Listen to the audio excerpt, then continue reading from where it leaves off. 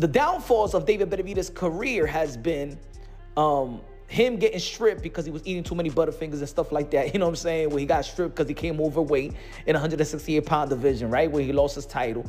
And before that was his struggles with substance abuse.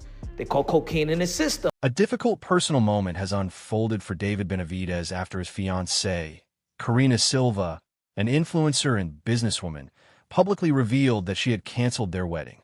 On July 5th, she shared the news in an Instagram post that was later deleted, leaving fans and followers searching for answers. Music. In her message, she wrote, "With an incredibly heavy heart, I, Karina, have made the painful decision to call off my wedding. This is not the ending I prayed for." Even though she ended the engagement, she spoke respectfully about Benavidez and acknowledged the personal struggles he has been facing.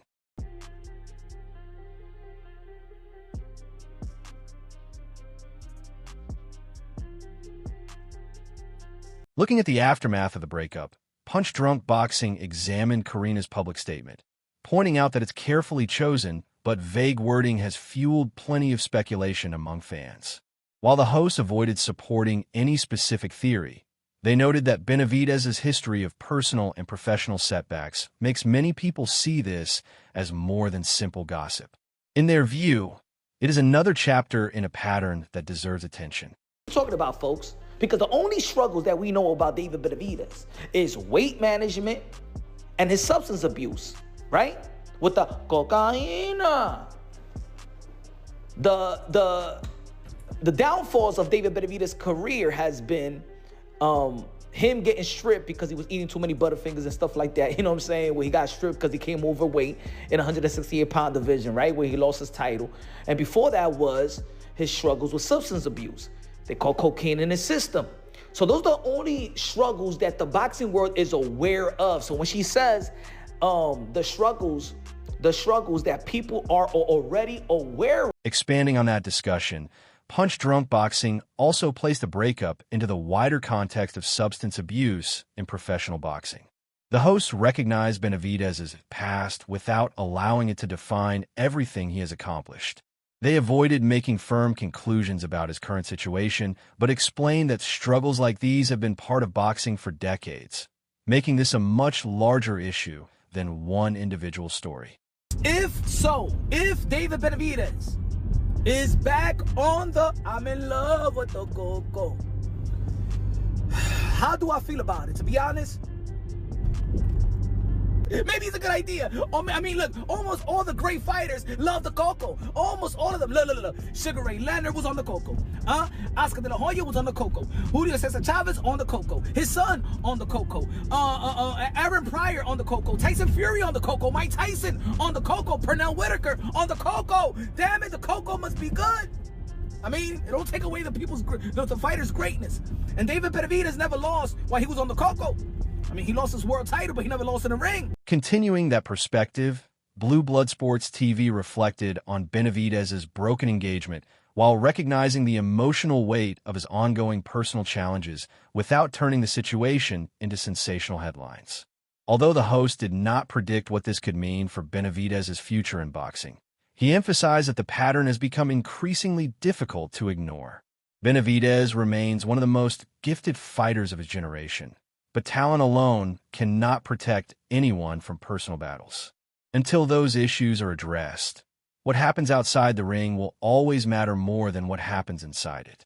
Benavidez, fiancée, yesterday posted that she's called off their engagement and their wedding. They're not getting married. And she also revealed that David Benavidez is still dealing with some serious monsters within, and he's still having excessive drug use. The conversation then took another turn. At first, the Blue Blood Sports TV host questioned why Karina chose to make such private matters public. However, after talking with his own wife, he said he came away with a completely different understanding of her decision, while saving the deeper discussion for later in his analysis. Music. He explained that when someone you care about may be spiraling or refusing to acknowledge a serious problem, private conversations, interventions, and quiet support sometimes fail. In those situations, making the issue public can become a final attempt to force someone to confront reality. Cry for help. She don't want to leave him. She loves him, but she don't know what else to do. And she sees that it could possibly be tragic. And so I said, well, yeah, why is she revealing this information? She said, yeah, well, she sort of revealed information, gave you a roundabout way. But imagine the things that she saw that she could reveal that she didn't reveal if she wanted to destroy him or if she was putting her resume out. On a more serious note, the central message is that Benavidez needs to face his reported substance abuse issues directly and commit to getting clean. The focus is on receiving genuine, long-term help instead of simply treating the problem on the surface. At this stage, the concern extends far beyond his boxing career. His overall health and well-being are now the priority, making this a much bigger issue than anything happening inside the ring. I hope that David Benavidez gets clean. This is bigger than the sport of boxing, people. I truly like Jose Benavidez Sr. and Jose Benavidez Jr. and David Benavidez, and he got his son. And I truly hope that this is a wake-up call for David Benavidez, and that David Benavidez gets clean and gets the help that he needs. This is bigger than the sport of boxing. These D-rugs out here today's time are dangerous. You can be unalived very quickly with the things they put in there. So I truly, truly hope this is my sincere message and prayers to David Benavidez. Speaking about his own legacy, Benavidez said he believes he is on the verge of becoming the face of boxing. He expressed real confidence that the next stage of his career can elevate him to that position. It's a bold claim, but one he clearly believes he can support based on where he sees himself in the sport today. I'm at the cups and at to being the face of boxing. The only way I make that happen is with these big fights, and that's why I'm trying to give myself the biggest fights possible, because I want there to be, without a doubt, that I'm the face of boxing when that moment comes. But yeah, we're there, bro. I mean, we're almost there. I mean, this is my 4th fight pay-per-view. I've been professional since I was 16 years old. I'm 28 or 29 right now. It's time. Looking ahead, Benavidez stressed that taking on the biggest challenges available is essential for his career. He specifically mentioned fighters like Dimitri Bivol and Artur Beterbiev as the kinds of opponents he wants to face if he's going to reach the very top. He described those fights as more than opportunities to prove himself. They're necessary steps toward raising his value and reputation in boxing. According to Benavidez, avoiding elite competition would only slow his progress at this stage. For him, pursuing greatness means chasing the toughest opponents instead of building his record against easier competition. That's why you got to take the biggest challenges out there. The bigger the risk, the bigger the reward. There you go. So it's just, I think everything I have going on right now is just everything has been working in my favor. I've been champion. People know me. I'm getting bigger. I'm doing more work and PR and all this stuff. I'm taking the fights people want to see me fight. I'm winning them in the ways I need to win. So all this stuff is just, it's helping me to get to those numbers, because Canelo, he barely started. He got to those numbers when he got that opportunity with Floyd. Then it gradually started going, and then he got it again when he fought Golovkin. That's how he signed that contract with $30 million each fight after that. So it's just, you got to move little by little, take the hardest fights, and little by little. When discussing what separates him from many other fighters, Benavidez criticized what he described as the modern generation of boxers. He believes too many are distracted by social media instead of dedicating themselves to studying film and carefully analyzing opponents. He credits his own achievements to taking the opposite approach through constant film study, detailed game planning, and a strong work ethic. In his opinion, that mindset is the reason he has consistently performed at a high level while others have struggled to reach the same standard. Somewhere else, it doesn't make sense to me. I don't know how other people think, but boxing is my bread and butter. You know what I mean? And it's not only just about being a boxer, it's about thinking about boxing every single day. I think of combinations I need to throw every single day. I think of positions, how I need to throw them from. Bro, boxing is, you gotta be thinking every single day. For you to improve as a fighter, or look at a fighter that just thinks he knows everything, he's not paying attention to boxing, doing other shit.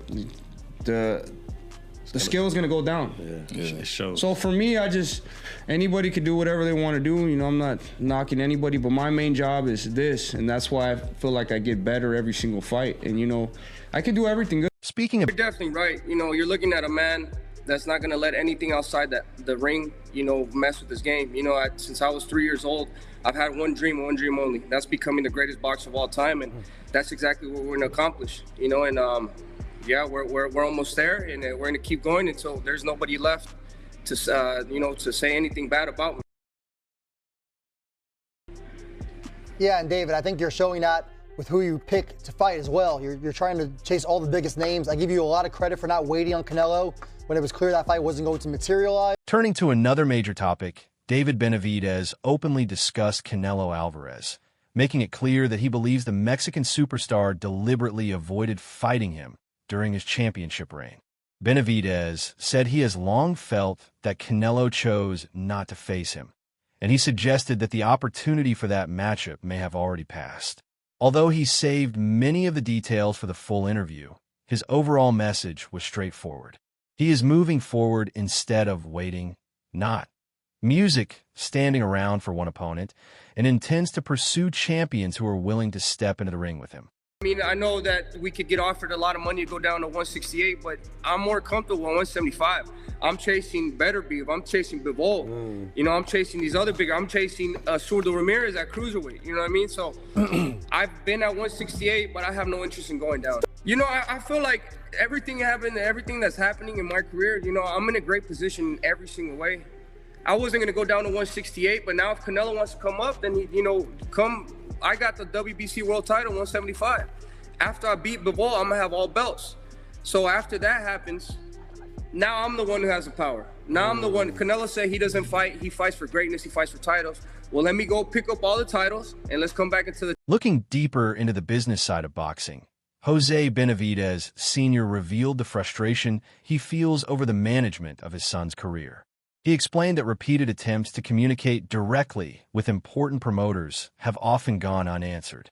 Although he did not identify specific fights that slipped away, he suggested that poor communication has cost David valuable opportunities that cannot be recovered.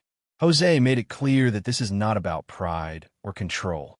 Instead, he believes miscommunication has slowed the momentum of a fighter who feels he is in his prime and ready to compete against the biggest names in boxing, yet continues to face obstacles created by the system. What Jose Benavidez tells me is shortly after beating Zurdo Ramirez 4 weeks ago, he contacted Dana White. He sent Dana White a text, he sent Turki Al-Sheikh a text, and he sent Jai Opetaya's manager, Mick Francis, a text as well to make an Opetaya fight. He didn't get word back from any of them for the last couple weeks until last night, until yesterday, when it was reported that the WBC is now mandating Benavidez for Noel Mikhailian's belt. The reason why Jose Benavidez Sr. never received word back from those parties is because they were told after a meeting that happened with Jose Benavidez and Turki Al-Sheikh 2 years ago that they were informed from David Benavidez that Louis DeCubas is the man to speak to when making his fights and not Jose Benavidez Sr. Looking ahead, Jose acknowledged the growing excitement surrounding a possible fight between Benavidez and Alexander Usyk, but he urged patience before making the jump to heavyweight. He recommended waiting at least another year before moving up permanently, explaining that rushing into the division could reduce the physical advantages Benavidez currently enjoys at his natural weight. In Jose's opinion, taking more time would be the smarter and more sustainable path toward eventually making a fight of that size. Man, look, let me tell you something. To me, Usyk is pound for pound the best. When Turki Al-Sheikh said that he wanted to make the fight with David Benavidez and Usyk, I was going, wait, hey, hold on a minute here, you know? Let's give the guy his respects, you know? He's proven himself and he's looked spectacular, you know? And I mean, to me, you know, he's still dangerous. I just think he got, you know, he underestimated this. Discussing what motivates his son, Jose emphasized that Benavidez is prepared to fight anyone in the sport to continue proving himself and strengthening his legacy. He strongly rejected any suggestion that they have intentionally avoided dangerous opponents in favor of easier fights.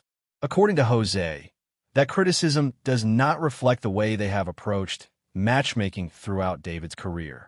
Seeing better beef, fucking knocking everybody out, brother. He's proven himself, to be pound for pound one of the best fighters. Be bold, also, has proven himself. He beat Canelo, he beat Zurdo Ramirez, he beat Benavidez, so how are you going to compare yourself to something like that, So let me tell you something. What's a better fight?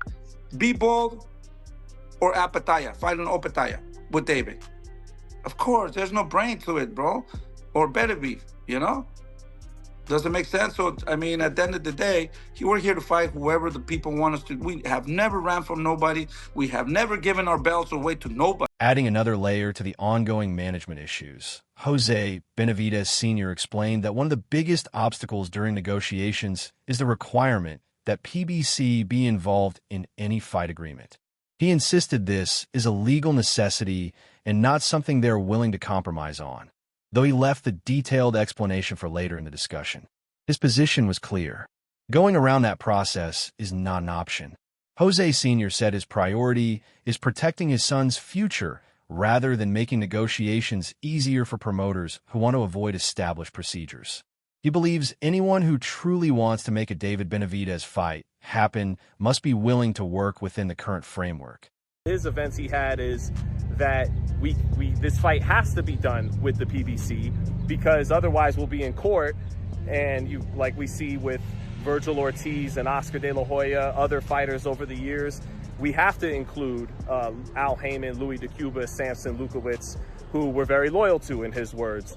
So once that was told, and that he let one of the lawyers in the room, who I believe was Harrison Whitman, hey, we can't cut them out or else we'll be caught up in all these legalities. And Turki Al-Sheikh asked Harrison Whitman, is that true? And Harrison Whitman said, yes, that is true. This is what Jose Benavidez Sr. On the other hand, David Benavidez now appears focused on challenging for the WBC cruiserweight title in his next fight, a move that would take his career into completely new territory, although he left many of the details for another time. The message is unmistakable. He intends to keep moving forward, not backward, and he is ready to pursue championship belts wherever opportunities exist. Music. Looking at the bigger picture, this decision highlights Benavidez's determination to compete at the highest level regardless of the weight class. He believes his power, skills, and overall style will remain effective all the way up to 200 pounds. He's looking to petition the WBC, which he's done over the weekend, to get David a WBC cruiserweight title fight, because in Jose's words, their number 1 and 2 options are Bivol for the title and then Beterbiev if they can't get Bivol.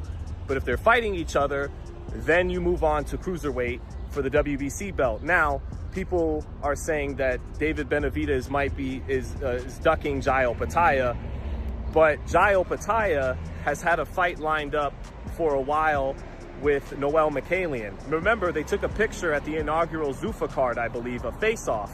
And then it was reported a week or two ago that they were closing in on a fight as well. That brings everything up to date on where David Benavidez currently stands.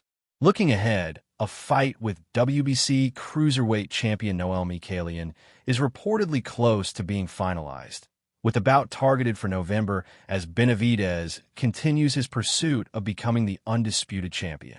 Be sure to share your predictions in the comments.